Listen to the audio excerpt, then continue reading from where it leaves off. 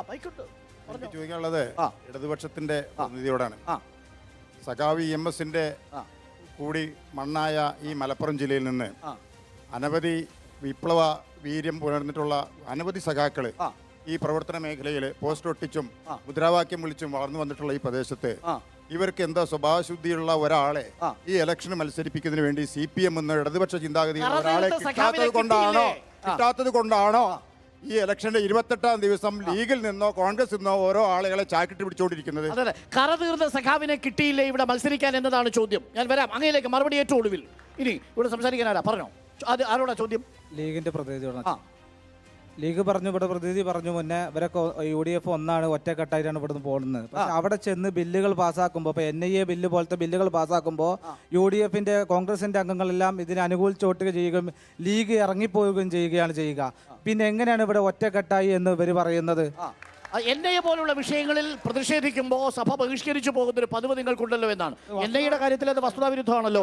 NIAയുടെ കാര്യത്തിൽ ലീഗ് വോട്ടിട്ടു എന്നാണ് ഞാൻ മനസ്സിലാക്കുന്നത്. കോൺഗ്രസ് ആണ് അതാണ് പറഞ്ഞത്. ലീഗ് വോട്ടിനിട്ടു, കാര്യത്തിലും ലീഗ് വോട്ടിട്ടു, വോട്ടിനിട്ടു. പക്ഷേ കോൺഗ്രസ് അനുകൂലമായിട്ട് വോട്ട് ചെയ്യണത്.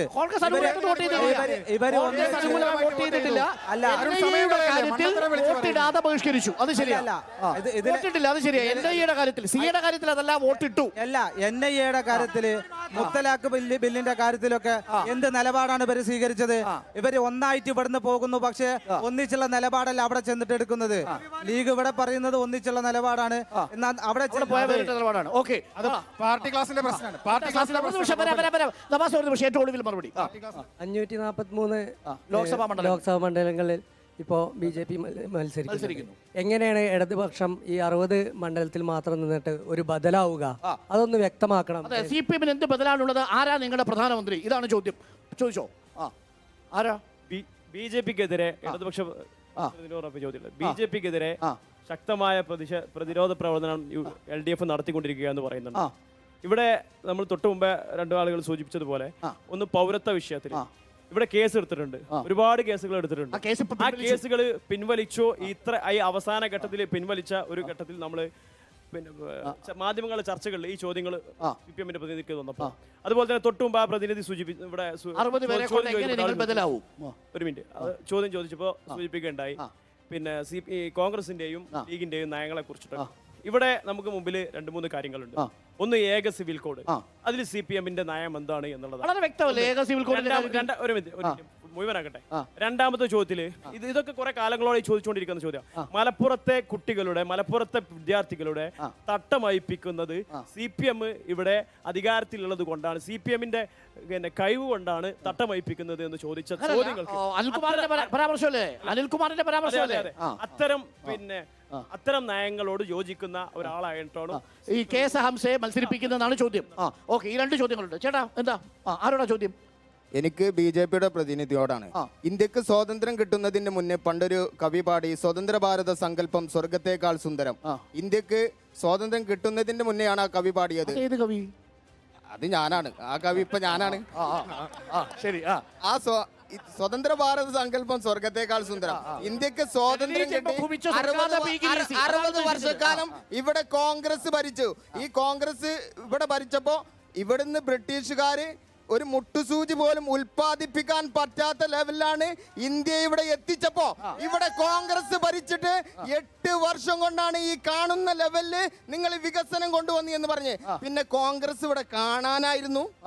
ഈ 60 വർഷക്കാലം ഇവിടെ എന്തൊക്കെ ഭരിച്ചു? നിങ്ങൾ വർഗീയത പറഞ്ഞ് ഹിന്ദുവും മുസൽമാനും ക്രൈസ്തവനും സിഖ് മതക്കാരനും മതമുള്ളവനും മതമില്ലാത്തവനും ഒത്തൊരുമയോടെ പോയ ആ ഇന്ത്യ, പഴയ ഇന്ത്യയെ നിങ്ങൾ തിരിച്ചു കൊണ്ടുവരണം. അതിന് വർഗീയത കളിച്ചിട്ടാണ് BJP കളിക്കുന്നത്. സിഖ് റയോട്ട് കേട്ടിട്ടുണ്ടോ? ഡൽഹി കലാപം, അതെന്തായിരുന്നു സംഭവം?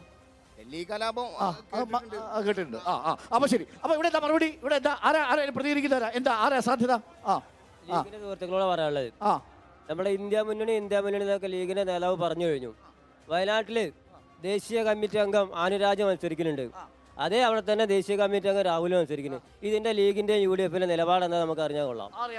ഓക്കെ, ഒരു ചോദ്യം കൂടി, ഒറ്റ ചോദ്യം കൂടി. പ്രതികരിക്കാത്ത ഒരാളോട് പ്രതികരിക്കാത്ത ആരെങ്കിലും ഉണ്ടെങ്കിൽ കൈ ഉയർത്തി മൈക്ക് വരാം. ആദ്യമായിട്ട് BJP പ്രതിനിധിയോടാണ്. കോൺഗ്രസ് ഇന്ത്യയിൽ എന്ത് ചെയ്തു എന്നൊരൊറ്റ മറുപടി എനിക്ക് പറയാനുള്ളൂ. ഇന്ന് BJP വിറ്റുതൊലിക്കുന്ന സകല കമ്പനികളും കോൺഗ്രസിന്റെ നേതൃത്വത്തിൽ തുടങ്ങിയതാണ്. ജവഹർലാൽ നെഹ്റു മുതൽ മൻമോഹൻ സിംഗ് വരെ തുടങ്ങി വെച്ച സ്ഥാപനങ്ങളാണ് തുച്ഛം വിലക്ക് സ്വകാര്യ മുതലാളി. മൻമോഹൻ സിംഗാണ് തുടക്കമിട്ടത് വിറ്റഴിക്കാൻ. അല്ല, അതില് ലിബറലൈസേഷൻ വ്യത്യാസമുണ്ട്. ആ ലിബറലൈസേഷൻ വ്യത്യാസം എന്താ? ആവശ്യമായിരുന്നു, ആ? കാലഘട്ടത്തിന്റെ ആവശ്യമായിരുന്നു. അപ്പൊ വിറ്റഴിച്ചത് മൻമോഹൻ സിംഗ്, ഉണ്ടാക്കിയത് നെഹ്റു. അങ്ങനെ പറയൂ. അങ്ങനെയല്ല, അങ്ങനെയല്ലേ? അങ്ങനെയല്ല. പിന്നെ എങ്ങനെയാ? അത് കാലഘട്ടത്തിന്റെ ആവശ്യമായിരുന്നു.